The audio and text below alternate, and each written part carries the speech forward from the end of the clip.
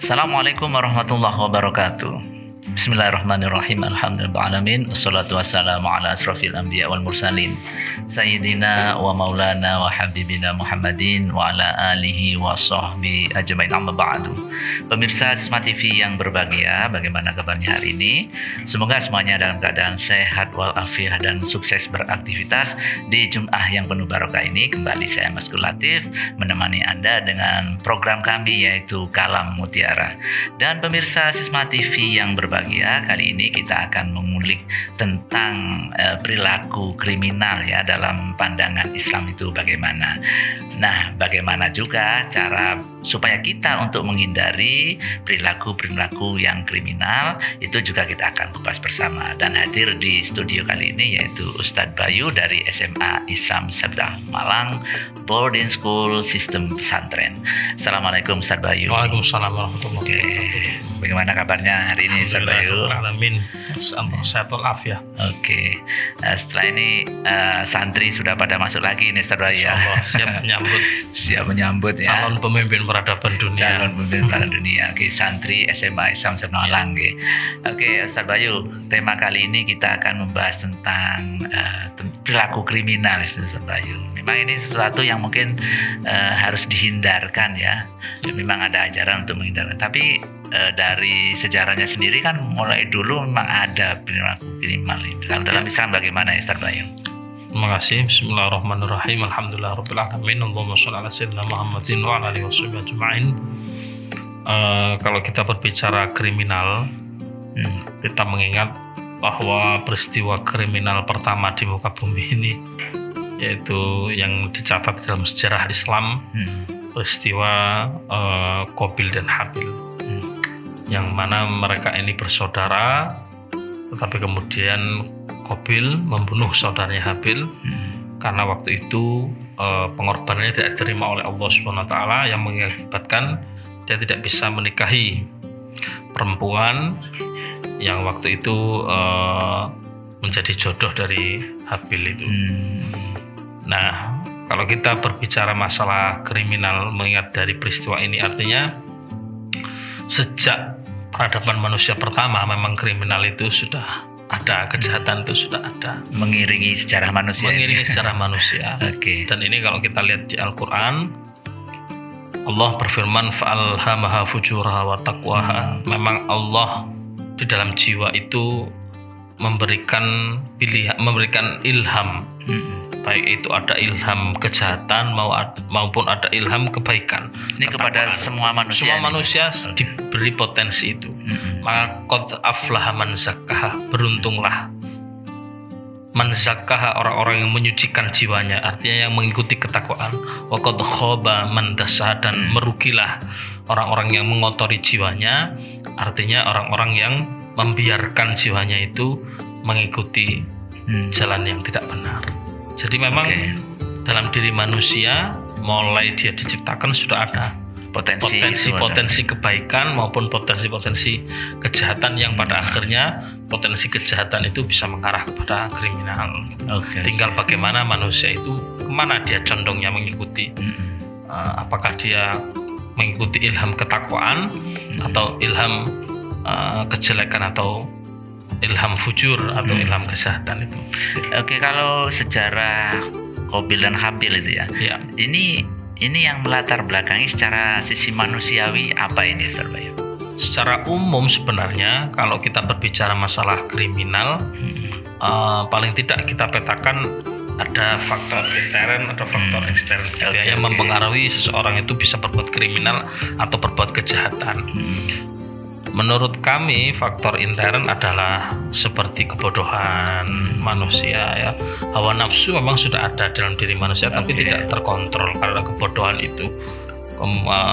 jiwa yang tidak disirami dengan ilmu agama, dengan ilmu-ilmu tentang akhlak, tentang perilaku yang baik, ini berpotensi sekali dari dalam memunculkan sikap-sikap atau perbuatan-perbuatan kriminal.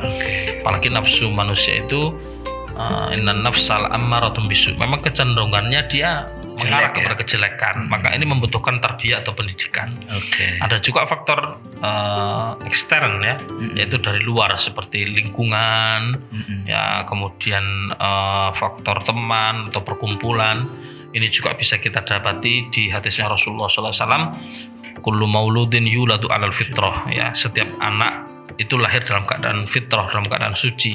Fa'abawahu, maka orang tuanya lah ayyuhawidanihi au yumajjisanihi, ya, yang menjadikan dia Yahudi atau menjadikan Majusi, au yunassirani atau menjadikan Nasrani.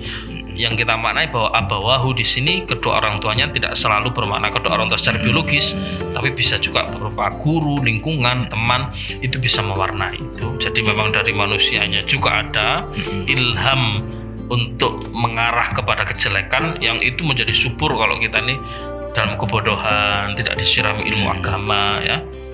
Dan juga dari luar juga ada, yaitu lingkungan itu. Ya, ini yang memperparah keadaan. Baik Ustadz Bayu, akhir-akhir ini kan juga semakin gencar ya, apalagi di era keterbukaan medsos saat ini ya, ada teman sejawat melakukan tindakan bahkan sampai mengakibatkan temannya terbunuh, mungkin karena hanya sepele permasalahannya.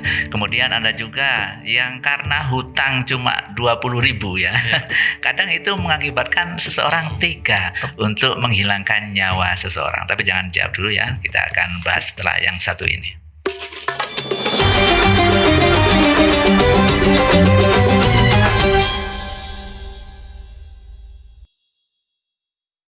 Baik pemirsa Smart TV yang berbahagia, kita lanjutkan Kalam Mutiara hari ini. Kita ngupas tentang dunia kriminal ya.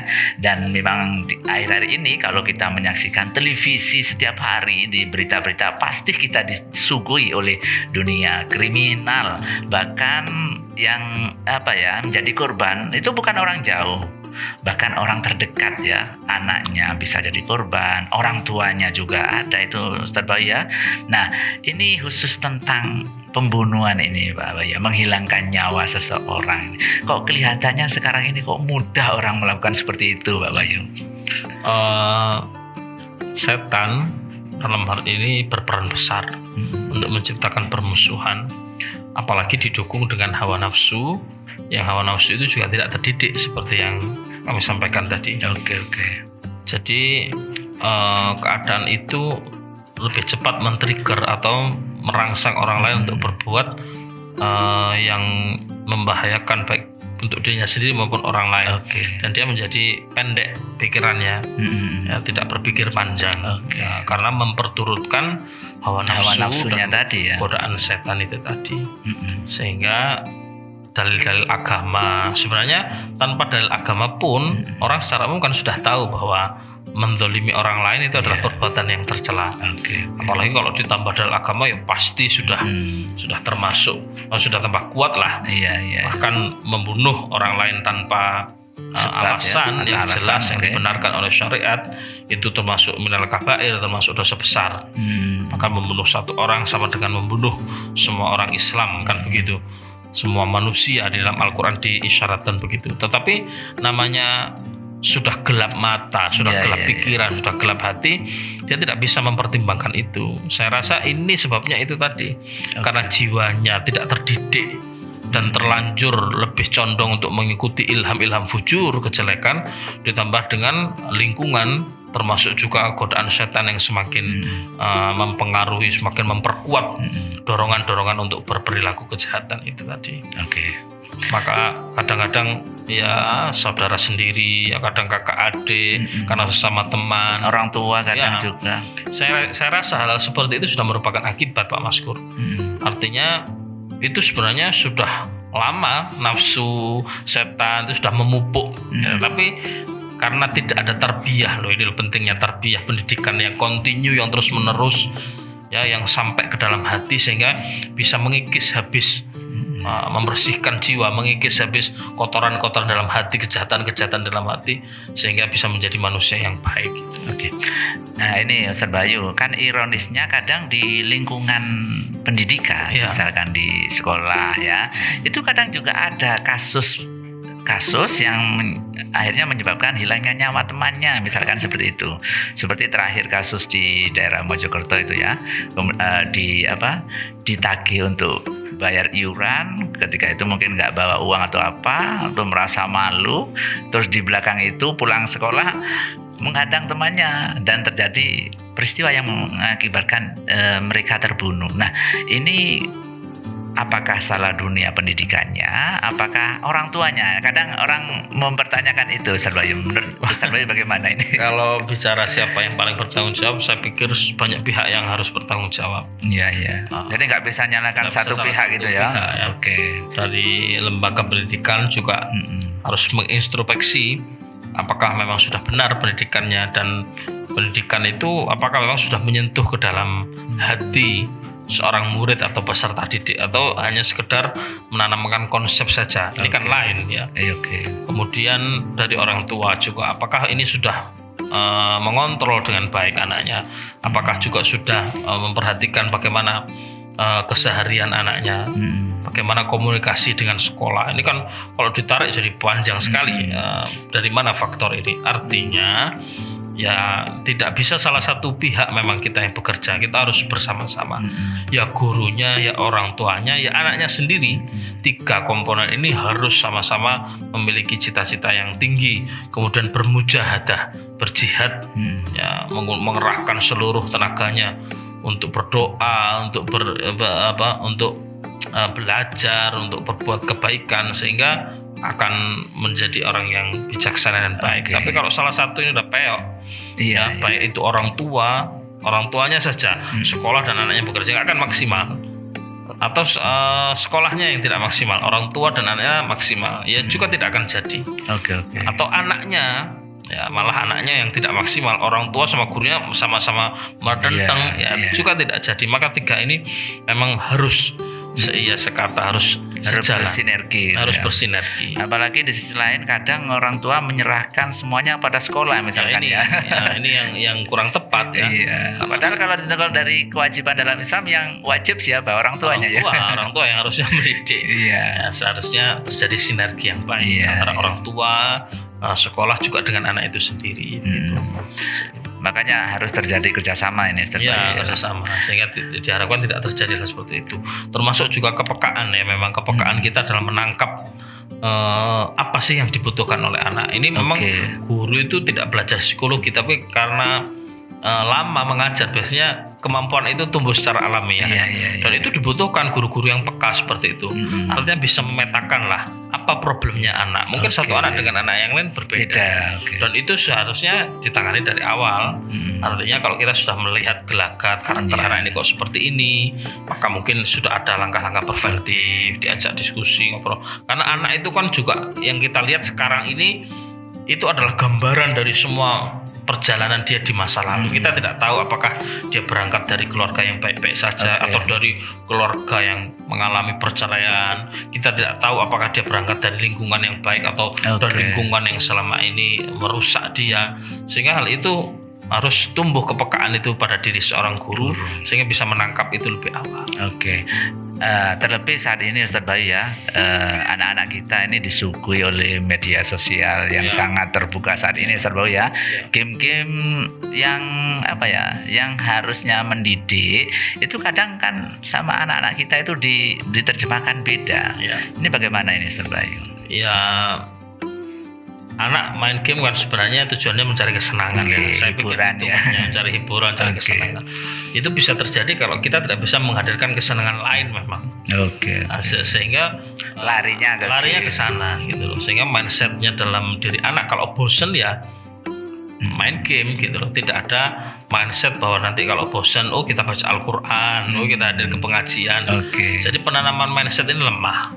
Jadi penanaman mindset positif kita itu masih lemah. Dan ketika kita lemah, mindset negatif sudah membombardir pikiran seorang anak, lewat pengaruh teman, lewat pengaruh media yang terus menerus, sehingga lama-lama dia kecanduan, ikut-ikutan, akhirnya dia selalu pelampiasannya ke masalah game dan seterusnya, yang kemudian akhirnya dia terpengaruh dengan hal yang negatif yang mungkin dari pengaruh game itu atau dari lingkungannya itu gitu. Sehingga harus ada penanaman mindset yang positif bahwa ala bidzikrillahi tatma'innul qulub. Kalau kita sumpek ya larinya berzikir mengingat kepada Allah. Kalau anak sekarang dibilangi begitu mungkin apa itu? Kenapa itu? Karena sudah terlanjur ada mindset lain yang masuk ke dalam dirinya bahwa kalau bosen, kalau boring ya nongkrong, ya main, ya ngegame dan seterusnya. Terlanjur masuk. Dan ini peran orang tua dan guru sangat penting menanamkan itu Ustaz Bayu ya. Untuk mendoktrin anak, untuk memberikan pemahaman, menanamkan mindset, sehingga anak itu ketika sumpek pikirannya sudah lari, saya harus baca Al-Quran, baca sholawat, ya, ke masjid dan seterusnya. Itu jadi yang lemah akhirnya. Baik Ustaz Bayu. Kemudian ini yang terakhir ya Ustaz Bayu ya, untuk kita semuanya pemirsa Sisma TV ya, bagaimana kita menciptakan kondisi supaya anak-anak kita ya, generasi kita yang akan datang ini terhindar dari hal-hal yang berbau kriminal ya Ustaz Bayu. Kalau dalam kacamata Islam ya, ayo kita dekatkan anak-anak kita, murid-murid kita kepada Allah Subhanahu wa taala. Mulai dari sejak dini. Dengan apa itu? Dengan pembiasaan ibadah, dengan pembiasaan berzikir, sekaligus diiringi dengan penanaman mindset, pemahaman kenapa sih kok harus berzikir ya. Kemudian kita kenalkan kepada orang-orang soleh, supaya lembut hati mereka mendengarkan, menyaksikan kisah-kisah orang soleh, kisah-kisah para sahabat, kisah-kisah kesabaran bagaimana para ulama ketika mereka ditolimi, sehingga mereka tidak mudah terpancing. Mereka dalam dirinya sudah punya role model, dan itu adalah ulama-ulama kita yang besar, para sahabat Nabi, bahkan Nabi Muhammad SAW sendiri. Nah, ini yang harus kita lakukan, sehingga mendekatkan mereka kepada Allah, mendekatkan mereka kepada Rasulullah, mendekatkan mereka kepada orang-orang soleh. Ini adalah jalan untuk mengikis ya, karena tidak dipungkiri ilham atau nafsu jelek ini selalu masih ada potensi dalam diri kita. Tinggal cepet-cepetan ini mana yang ngambil. Kalau dia sudah terpengaruh oleh lingkungan, oleh setan, sementara ilham ketakwaan ini dibiarkan saja, ya, maka dia akan menjadi anak yang banyak melakukan kemaksiatan, kejahatan. Tapi kalau ilham ketakwaan ini kita rawat dengan cara beribadah, dengan cara mengenalkan kepada Rasulullah, diajari zikir-zikir, membaca Al-Quran dan seterusnya, disirami terus, insya Allah akan kuat. Malaikat akan mendoakan dia, akan merubungi dia, sehingga diselimuti terus oleh energi-energi positif. Adakah doa khusus ini Ustaz Bayu yang mungkin kita dawamkan sebagai orang tua atau guru? Kalau kita ingin mendoakan anak kita, ya kita bisa memakai doa Nabi Ibrahim alaihissalam. Rabbana hablana min azwajina wa dzurriyyatina qurrata a'yun waj'alna lil muttaqina imama. Kita mendoakan anak-anak kita, mendoakan keluarga kita, mudah-mudahan mereka dijadikan orang-orang yang baik oleh Allah Subhanahu wa taala, dan orang-orang bertakwa kepada Allah Subhanahu wa taala. Atau rabbij'alni muqimas shalah min dzurriyyati rabbana taqabbal doa. Kita mohon kepada Allah Subhanahu wa taala supaya anak keturunan kita menjadi anak-anak yang istiqomah di dalam menegakkan sholatnya.